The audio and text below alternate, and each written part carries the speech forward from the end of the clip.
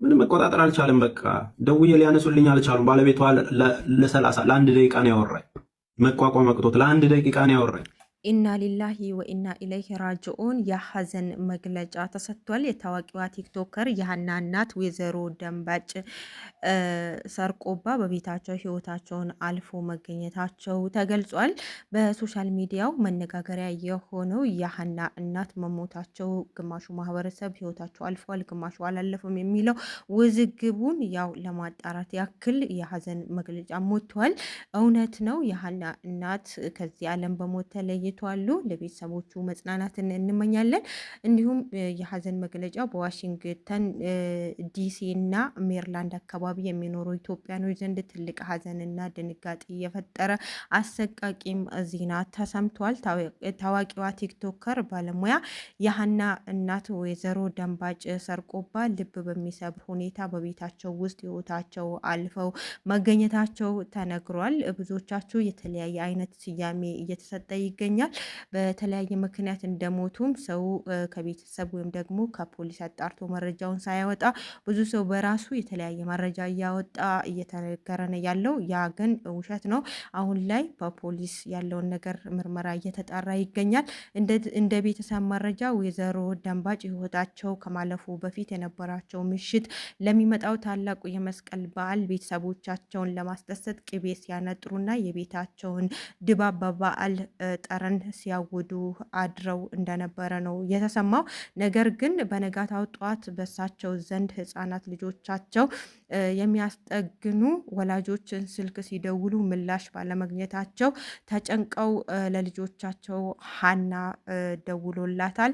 ሀና በተጨነቀ ነፍስም ወደ እናቷ ቤት ስታመራ እናቷ በቤት መግቢያ በር ላይ አቅራቢያ መሬት ላይ ወድቃ ነፍሳቸው ከስጋቸው ጋር ተለያይተው አግኝታለች ማለት ነው። እዛ ጋር ሞተው ነው እንግዲህ ሀና እየደረሰችው ማለት ነው። በአሁኑ ሰዓት የአካባቢ ፖሊሶች የመሞታቸውን መንስኤ ለማጣራት ከፍተኛ ምርመራ ጀምረዋል። ከፖሊስን ከጋዝ እና ደግሞ እስከ ሌሎቹ አደጋዎች ድረስ የሞታቸው ምክንያት ሊሆን የሚችሉ ነገሮችን ሁሉ እየተመራመሩና ቼክ እያደረጉ ይገኛሉ ፖሊሶቹ። የሀዘን ድንኳን ደግሞ ወዳጅ ዘመድ ሀዘኑን እንዲካፈል ከነገ አርብ ማለት ነው እስከ እሁድ ኦገስት 23 በዋሽንግተን ዲሲ የሀዘን ድንኳን ተከድኖ ይቆያልም እየተባለ ነው። እና ይህ የሀዘን መግለጫ ለመላው ኢትዮጵያን እዛ ለሚገኙ ለሁሉም እንዲደርስ ይህንን ሼር አድርጉት። እና የሀና እናት መሞታቸው ውሸት አይደለም፣ ትክክል ነው። በድንገት ነው የሞቱት። እና ሊላሂ ወኢና ኢለይሂ ራጅኡን። ኩል ነፍስ ዛኢቀቱል ሞት ነው። ሁሉም ነፍስ ሞትን ትቀምሳለች። ሞትን የማትቀምስ ነገር የለም። ትላንት ያየናቸው ዛሬ አናያቸውም። በቃ እንደዚህ ነው የሰው ልጅ። ቤተኛው ቅስፈት ህይወቱ እንደሚጠፋ አይታወቅም። በቃ ይቺ እኛ ቀደር ናት። የትኛው ሰዓት እንደቀደረብን የምናውቀው ነገር የለም። በቃ ቀናችን ሲደርስ ከአምላካችን ጋር መገናኘት ነው። ስለዚህ ኸይር ነገሮችን ብናደርግ መልካም ነው። ኸይር ነገሮችን እንስራ፣ ከመጥፎ ነገር እንራቅ። ውሸት ነው ትላንት አይተናቸዋል ምናምን። እንኳን ትላንት በሰዓት በሰከንዶች መካከል የሚፈጠረውን ነገር አይታወቅም። ስለዚህ እሱ ፈጠረ፣ ወደ እሱ ወሰደ። ግን ድንገት ሲሆን ደግሞ በጣም ይከብዳል። ያው ያየናቸው የነበሩ እናት ናቸው።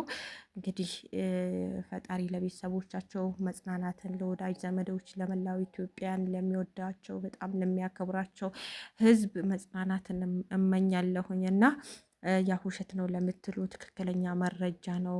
ምንም መቆጣጠር አልቻለም። በቃ ደውዬ ሊያነሱልኝ አልቻሉም። ባለቤቷ ለአንድ ደቂቃ ነው ያወራኝ።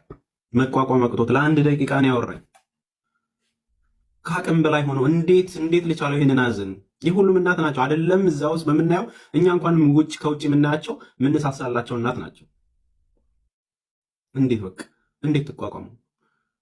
ፕሊስ አንተ እንኳን ጠንክረህ አበርታት ብለው በቃ ከአቅም በላይ ነው የሆነበት። እሱም ከአቅም በላይ እባካችሁ በተለይ ሶሻል ሚዲያ ላይ ማለት ክፉ ስንናገር የሚጎዳው ሰውን አታውቁትም። ምን አይነት ህይወት እንደሚመሰቃቀል አታውቁትም። እናንተ አንዴ ተናግራችሁ ትረሱታላችሁ። ብዙ ትዳሮች የፈረሱት በዚህ ምክንያት ነው። ብዙ ህይወቶች የተበላሹት በዚህ ምክንያት ነው። ብዙ ሰው ወጥቶ የቀረው፣ ብዙ ሰው ራሱን ያጠፋው፣ ብዙ ሰው የተጎዳው፣ ብዙ ሰው ከመንገድ የቀረው በዚህ ምክንያት ነው። እባካችሁ ለምታደርጉት ነገር ፕሊስ ወይ በቂ መረጃ ኖሮ ወይ ያለውን ነገር እውነታ አረጋግጣችሁ ከዚህም ከዛ ምን ትናርጋችሁ ምክር አይሉት ስድብ። አሁን ለሆነን ሰው ሲታሰብ ወይም ሲታዘን በምን መልኩ ነው የሚነገረው? ይሄ ነገር ልክ አልመሰለንም፣ እንዲህ ብታስተካክዩ፣ ይሄ ከባህላችን አንጻር ተብሎ መምከር መንገርና መስደብ ይለያል። ምን አይነት ትውልድ እንደሆነ አላቅም። በቃ ለስድብ ብቻ የተፈጠረን፣ ለስድብ ብቻ አንድ ሰው እንዳይራመድ ማሸማቀቅ፣ አንድ ሰው የሆነ ነገር ሲያደርግ አናቱን ማለት። በቃ ለአንዳንዱ ሰው ይሄ እንጀራችሁ ሊሆን ይችላል። እመኑኝ ግን ሀዘን በቤታችሁ ሲገባ ታገኙታላችሁ። የግርሳት መሆኑን በቤታችሁ ሀዘኑ ሲገባ ታዩታላችሁ። ይሄ ነው እየሆነ ያለ። ቤቶቹ እስኪመጣና እስኪነግሩን ያለውን ነገር ተረጋግተው እስኪያስረዱን ድረስ ወይም ደግሞ እዛ ጋር በቅርብ ሰው ወጥቶ እስኪናገር ድረስ ታገሱ። በቃ ስላገኘን ብቻ ስም እየሰጠን አሁን በተለያየ ቦታ ቲክቶክ ላይ ያጥለቅልቃችሁታል። ግን ግራ የተጋባ ነገር ነው እየተለቀቀ ያለው። በቃ እናታችንን ነፍሳቸውን ያሳርፈው። በጣም ያሳዝናል። በድንገት ነው ያረፉት። ትላንትና ነው ኦልሬዲ ህይወታቸው ያለፈው የተባለው። ስለዚህ እነዚህን ነገሮች ከነሱ እስክንሰማ ድረስ እንትን በሉ እባካችሁ። ግን በሰው ህይወት ውስጥ አትግቡ። ፕራይቬሲ የሚባለውን ነገር ጠብቁ።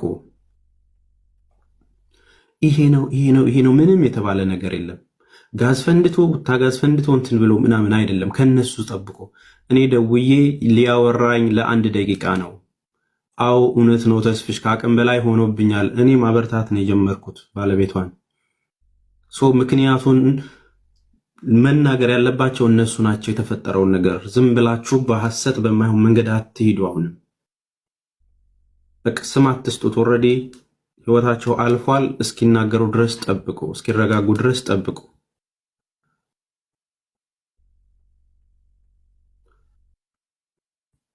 ጤነኛ ናቸው። ምንም የታመሙት ነገር የለም። ምንም ከትላንት ወዲያ ኦልሬዲ እያጎረሱ ቪዲዮ ምናምን ለቃለች እኮ ሀኒ ከአንድ ቀን በፊት ማለት። ምንም የሆኑት ነገር የለም። ድንገት ነው ያረፉት። በቃ እግዚአብሔር ይጠብቃችሁ። እናንተም እንደዚህ አይነት ድንገት ከሆነ ነገር ይጠብቃችሁ። ፈጣሪ እናቶቻችሁን ይጠብቅላችሁ። ሰው ቤት ገብታችሁ የምትፈተፍቱ ግን እግዚአብሔር የሥራችሁን ይስጣችሁ። ይሄ የደረሰ ሐዘን የደረሰባቸው ነገር የግርሳት የሚሆነው ለደረሰበት ሰው ነው። የእናትን ፍቅር የሚያቅ ምን ማለት እንደሆኑ እናቶቻችን የሚያቅ ትርጉምን ነው የሚቆጨው የግርሳት የሚሆንበትና ይብላኝ። እሷ የምትኖርበት ሀገር የሚኖር ሰው ዋትሳፕ ላይ እውነት ነው ብሎ ቮይስ አደረገልኝ። እጅግ በጣም ያሳዝናል። ሲያስደነግጥ ፈጣሪው ድረስ አቡ መማርን ጠይቂያት። አይ በቃ እዛ የሚኖር ሰው ነው እውነት ነው አለኝ እኮ። በጣም ያሳዝናል በእውነት። ግን ልጃቸው እንዴት ሚዲያ ላይ እንደተገፋች እንዴት እንደተረገጠች አይተው ይሆን?